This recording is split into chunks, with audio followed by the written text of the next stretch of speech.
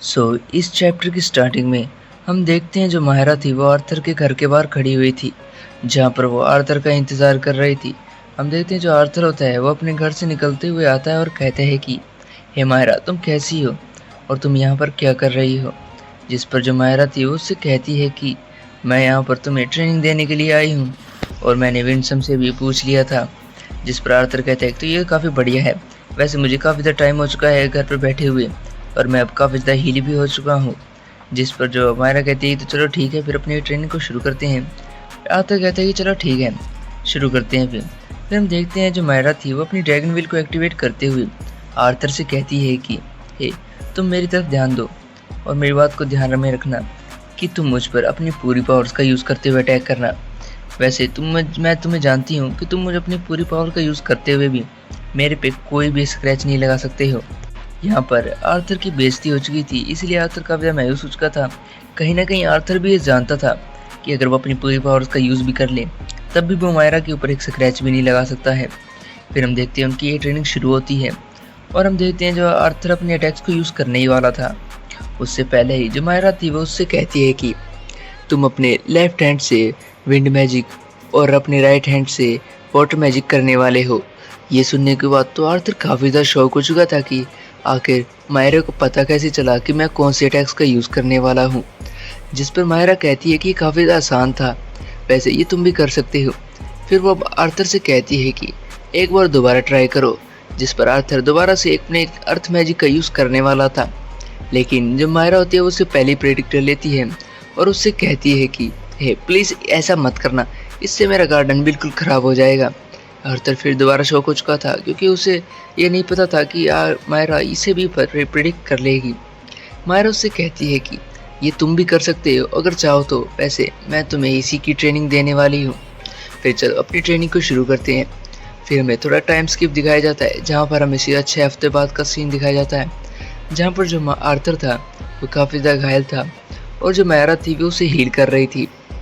Arthur था वो मायरा से पूछता है कि वैसे अगर तुम मुझे ऐसे ही हील कर सकती थी तो तुमने मुझे तब हील क्यों नहीं किया जब मैं काफ़ी ज़्यादा बुरी हालत में था।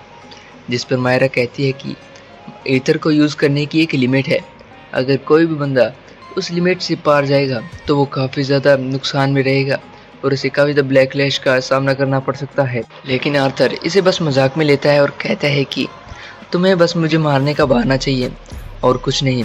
जिस पर हम देख सकते हैं कि जो आर्थर था वो काफ़ी ज़्यादा पिटा हुआ है मायरा से।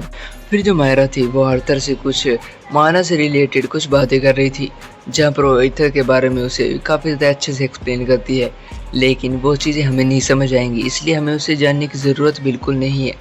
फिर थोड़ा टाइम देर बाद की देखते हैं, जहाँ पर हम देखते हैं जो आर्थर होता है वह मायरा से पूछता है कि वैसे तुम मुझे क्या कह रही थी कि जो ईथर का ओवर यूज़ करने से हमें काफ़ी ज़्यादा ब्लैकलिस्ट का सामना करना पड़ सकता है।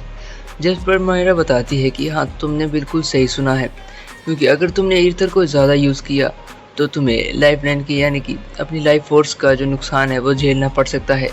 इससे जो लाइफ फोर्स है वो काफ़ी ज़्यादा तेज़ी से घटने लगती है। जिसे सुनने के बाद आर्थर शौक था क्योंकि वो ये नहीं जानता था कि ईथर की इतने बड़ा नुकसान है। मायरा आर्थर से कहती है कि वैसे तुम अपनी फाइट्स में काफ़ी ज़्यादा होल्ड बैक करते हो, ऐसा मत किया करो, क्योंकि अगर तुम जितना ज़्यादा होल्ड बैक करोगे तुम्हारा ओपोनेंट उतना ही ज़्यादा तुम पे हावी होता जाएगा, इसलिए कभी भी होल्ड बैक मत करना।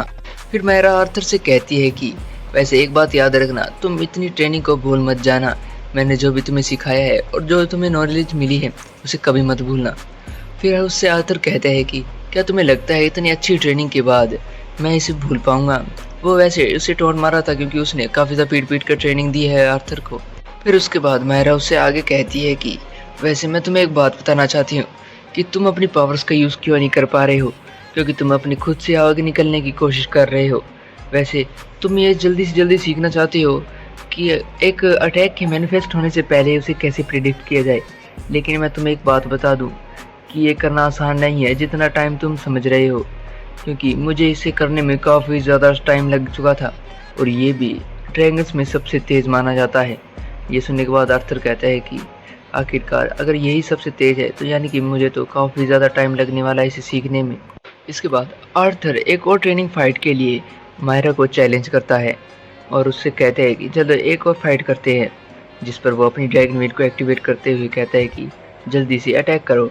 जिस पर हम देख सकते हैं कि जो आर्थर था उसे अपनी ड्रैगन व्हील को एक्टिवेट करने में कोई भी परेशानी नहीं हो रही थी, क्योंकि अब उसे ट्रेनिंग करते हुए काफ़ी ज़्यादा टाइम बीत चुका था और उसकी ट्रेनिंग का असर इसमें काफ़ी अच्छे से दिखाई दे रहा है। उसके बाद मायरा भी अपनी ड्रैगन व्हील को एक्टिवेट करने के बाद अपने विंड मैजिक का यूज़ करती है, विंड ब्लेड नाम के अटैक को यूज़ करती है। वो विंड ब्लेड अटैक काफ़ी ज़्यादा स्ट्रॉन्ग था, जो कि आर्थर था वो उससे काफ़ी ज़्यादा मुश्किल से बचता है और कहता है कि काफ़ी ज़्यादा नज़दीकी मामला था, अगर ये अटैक मुझे लग जाता तो काफ़ी ज़्यादा बड़ा नुकसान हो सकता था। और हम ये देख सकते हैं कि वो अटैक काफ़ी ज़्यादा स्ट्रॉन्ग था, क्योंकि वो अटैक से आगे पीछे लगता है और वहाँ पर एक काफ़ी ज़्यादा बड़ा धमाका होता है।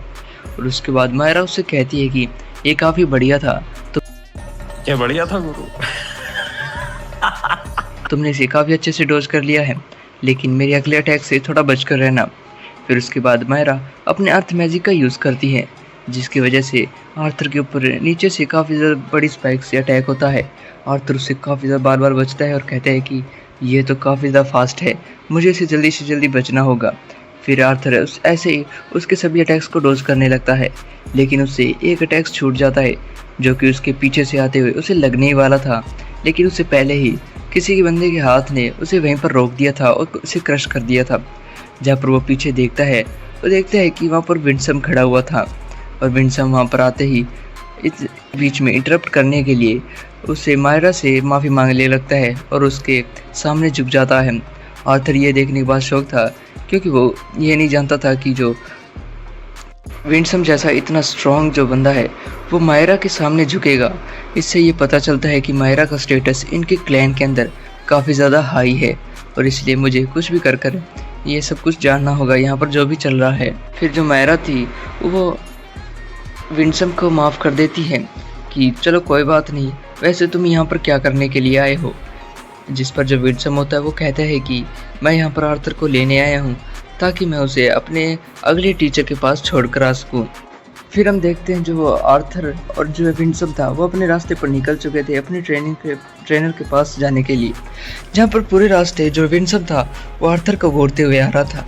जहाँ पर जो आर्थर था वो उससे एक बार रुक के पूछ ही लेता है कि ये तुम आखिरकार मुझे घूर क्यों रहे हो, मैं देख रहा हूँ तुम काफ़ी देर से मुझे घूर रहे हो। जिस पर विंडसम कहता है कि बात ज़्यादा कुछ नहीं, मैं बस तुम्हारे लक को देखकर हैरान हूँ कि खुद मायरा लेडी ने तुम्हें अपने कीमती टाइम में से टाइम निकाल कर तुम्हें ट्रेनिंग दी है। मैं ये सोच कर काफ़ी ज़्यादा हैरान हो रहा हूँ। जिस पर आर्थर उससे पूछता है कि वैसे तुम क्या मुझे बता सकते हो कि मायरा का तुम्हारे क्लैन के अंदर स्टेटस है क्या। जिस पर जो विंडसम था पूछता है वैसे क्या तुम्हें पता नहीं चला है कि ये मायरा लेडी का स्टेटस हमारे क्लैन के अंदर क्या है। जिस पर आर्थर कहता है कि नहीं, मायरा ने मुझे नहीं बताया है। जिस पर विंडसम कहता है कि तो शायद मैं भी नहीं बता सकता हूँ, तो तुम्हें खुद ही पता लगाना होगा। जिस पर आर्थर उससे आगे उसे टोंट मारते हुए कहता है कि वैसे पहले मैंने जब तुम्हें देखा था मुझे लगा था कि तुम सबसे स्ट्रॉन्ग होगे, लेकिन मुझे यहाँ आने के बाद पता चला है कि यहाँ पर तो तुम सबसे वीकेस्ट हो और यहाँ पर तुम्हारा कोई भी स्टेटस नहीं है। जिस पर वो विंडसम उस पर गुस्सा होते हुए कहता है कि हे अपनी ज़बान को संभाल कर बात करो, भले ही मैं यहाँ पर सबसे कमज़ोर असुरा हूँ, लेकिन तुम्हारे वर्ल्ड के अंदर मैं सबसे स्ट्रॉन्गेस्ट हूँ। आर्थर भी ये जानता था, इसलिए वो हंसते हुए कहता है कि हाँ मैं ये जानता हूँ अच्छे से, मुझे बताने की ज़रूरत नहीं है। फिर हम देखते हैं कि वो अपनी डेस्टिनी पर पहुँच चुके थे, यानी कि जहाँ पर उन्हें पहुँचना था। वो वहाँ पर पहुँचते हुए कहता है कि हे आर्थर क्या तुम्हें अच्छा लगा, ये अपना नया ट्रेनिंग ग्राउंड है तुम्हारा। जिस पर आर्थर कहता है ये तो ठीक है, लेकिन वैसे मेरा मास्टर है कहाँ जिसके बारे में तुम इतनी ज़्यादा बातें कर रहे थे। जिस पर जो विंडसम था उससे कहता है कि हाँ वो तुम्हें काफ़ी ज़्यादा देर से घूर रहा है, क्या तुम्हें अभी ये पता नहीं चला है। जिस पर आर्थर कहता है कि आखिरकार वो है कहाँ। जिस पर विंडसम कहता है कि यार ज़रा अपने ऊपर देखो, वो तुम्हारे ऊपर से ही देख रहा है तुम्हें। जिस पर आर्थर जब ऊपर देखता है वो देखता है कि एक काफ़ी ज़्यादा अजीब सा बंदा काफ़ी ज़्यादा स्पीड से नीचे की ओर आ रहा था, और वो आकर ज़मीन पर इतनी ज़ोर से लगता है कि उसका जो धूल ही उड़ जाती है हर तरफ, और वो काफ़ी ज़्यादा ज़ोर से उसका प्रेशर उसके ऊपर पड़ता है आर्थर के ऊपर। फिर हम देखते हैं जो आर्थर कुछ समझ पाता उससे पहले ही एक काफ़ी ज़्यादा बड़ा हाथ निकलता है उस धुएं में से और आर्थर को पकड़कर उठा लेता है। और आर्थर देखता है कि उसके सामने तो एक काफ़ी ज़्यादा बड़ा गोलम खड़ा हुआ है, और ये देखने के बाद आर्थर काफ़ी ज़्यादा शॉक हो चुका था कि आखिरकार ये क्या है, और उसे ये समझ आ चुका था कि ये उसका मास्टर है। फिर उसे ये भी समझ आ चुका था कि आखिरकार उसका मास्टर ऐसा है तो शायद उसकी ट्रेनिंग तो मामूली नहीं होने वाली है। और फिर हमारा ये एपिसोड यहीं पर एंड होता है। मिलते हैं नेक्स्ट एपिसोड में और सब्सक्राइब करना मत भूलिएगा। मैं ऐसे ही अब इस सीरीज़ के नए चैप्टर को एक्सप्लेन भी करूँगा, लेकिन सबसे पहले मैं यहाँ से शुरू करने वाला हूँ क्योंकि काफ़ी ज़्यादा कमेंट आ रहे थे कि जो तुम्हारी वॉइस क्वालिटी है वो ख़राब है और जो तुम्हारी एडिटेड वीडियो है वो भी बहुत ख़राब है। इसलिए मैंने सोचा कि क्यों ना इसे दोबारा एक्सप्लेन किया जाए और अब मैं रेगुलर रहने की पूरी कोशिश करूँगा। सो बाय, सब्सक्राइब ज़रूर कीजिएगा।